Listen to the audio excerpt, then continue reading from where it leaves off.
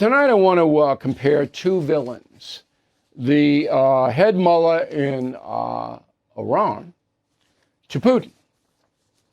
So my upcoming book, Confronting Evil, which will be out September 9th, has Putin on the front cover, along with the Ayatollah Khameinei, the original mullah. He's dead now, okay, who overthrew the Shah.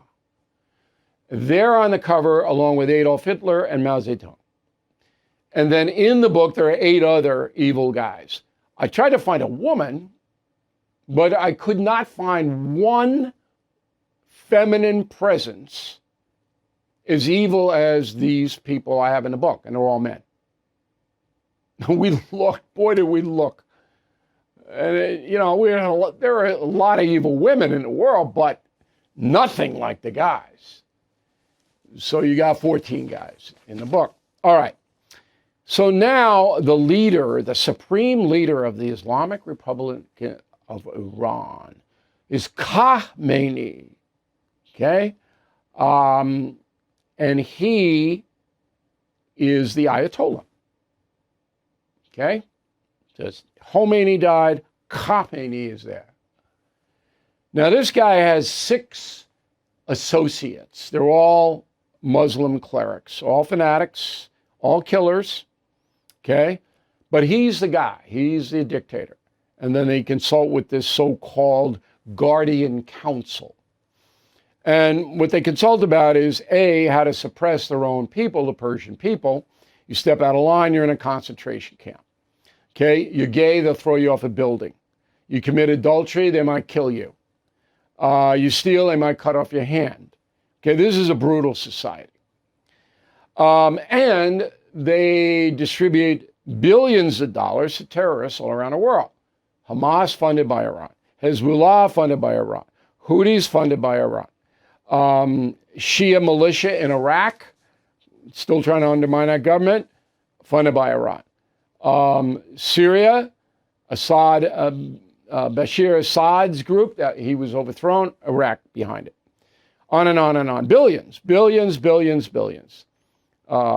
Go from the treasury of Iran, and Iran's not a wealthy country. I mean, you know, if you go there, most people are very poor, to hiring killers.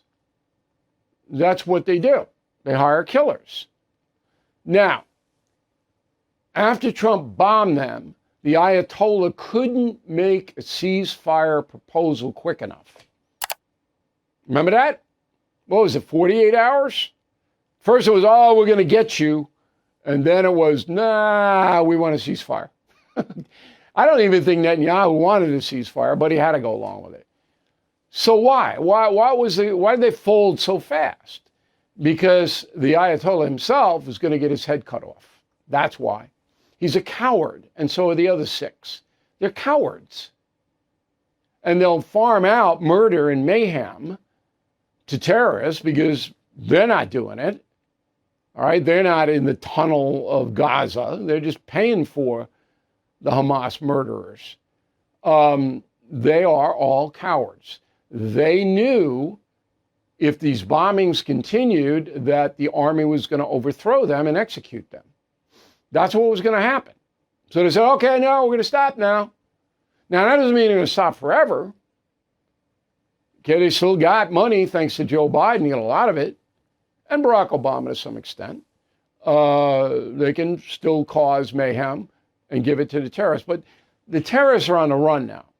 I mean, Hamas is almost destroyed, Hezbollah almost destroyed, Houthis on the run. And this is because Trump took a very aggressive posture. But the main point I want to get across to all our viewers all over the world is that the Iranian mullahs are cowards. Okay? All right, now let's shift to Putin. So Putin is an interesting guy, and we investigated Putin really thoroughly for the book. And he is a total dictator in Russia, 72 years old. Okay, born in Leningrad. From the time Vladimir Putin was 12 years old, he was a killer. That's hard to believe, isn't it? His father was a brutal man and beat him, his son Vladimir, up and his mother, and it was horror. And Putin couldn't really live in the house, so he went to the streets, and he formed a gang. And you'll read all about this in Confronting Evil. And the gang was so violent, and these were kids, 12, 14, 15, in that range, that the whole communist housing block in Leningrad feared these kids. You get on the wrong side of them, they take you out. That's Putin's background. Then he works his way up into the KGB, and he's sent to East Germany, where he oversees the dismantling of communism, and he was teed off. And I'm not going to tell you anymore because I want you to read the book, but Putin never accepted it for a second. And he was brutal. They had a torture chamber 2 floors down from Putin's office. He could hear the screams of the people he ordered to be tortured in East Germany. Putin, though, himself is not a coward. He'll face the fire. And I have one incident that we write about, you'll see that. He's not. Now, President Trump misread Putin.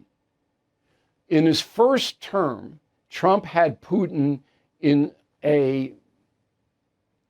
let's put it this way, they had an arrangement. I don't know exactly what the arrangement was, but it was that Trump somewhat would support the Russian economy, and Putin would not embarrass Trump by invading Crimea. He did that under Obama, and causing trouble elsewhere in the world. Putin did cause trouble, but it was at a lower level. Once Biden got in, all restraints were off because Putin considered Biden a coward and had no respect for the man at all and did exactly what he wanted, which is how the Ukraine war started. Now, when Trump was running, he was convinced that he was going to be able to get Vlad back into the arrangement category that he had the first time around. No, because Putin's a different man now. He's a true psychopath. He enjoys inflicting death and destruction. Do you realize that there are millions of casualties in Ukraine? Millions, including 1 million on the Russian side. And tens of millions of people have been displaced. They've had to leave their homes. The homes don't even exist anymore in some cases. And for what? For what? Because Putin wants to restore the Soviet Union? He's a psychopath. He enjoys this, Putin. Okay? Human life means nothing to him. Now, he guards his own life. He doesn't want to be killed, but he's not a coward. On his dock on the Black Sea, where he spends the summers, Putin has submarines guarding the waterway, and then he's got a bunker that could withstand any nuclear assault. The thing is like acres and acres and acres of buildings where Vlad hangs out in the summer. When he's in Moscow and he wants to move to from the Kremlin to his private residence, all traffic stops. Nobody moves while he's making his exit or entrance. He's got that lockdown, boy. And so he doesn't want to die, but he'll kill anybody at any time and enjoy it. And he loves Stalin. Stalin did that. Life meant nothing to him. Okay? And Putin loves Stalin. So I thought you'd appreciate that comparison between the mullahs and the Russian dictator. If you want to write to me, bill@billoreilly.com, bill@billoreilly.com, name and town if you wish to opine, We'd like you to go over daily to our website. We have a message of the day posted in the morning. I have all kinds of great stuff for you, features and things like that. So it's worth your while, and become a premium and concierge member. Concierge membership, if you get into any trouble in your life, my team will help you. And I got a good team. Thank you for watching and listening to this YouTube bonus. We'll see you later on in the week. Thank you for watching. To view full episodes of the No Spin News anytime, sign up to become a BillO'Reilly.com premium or concierge member today.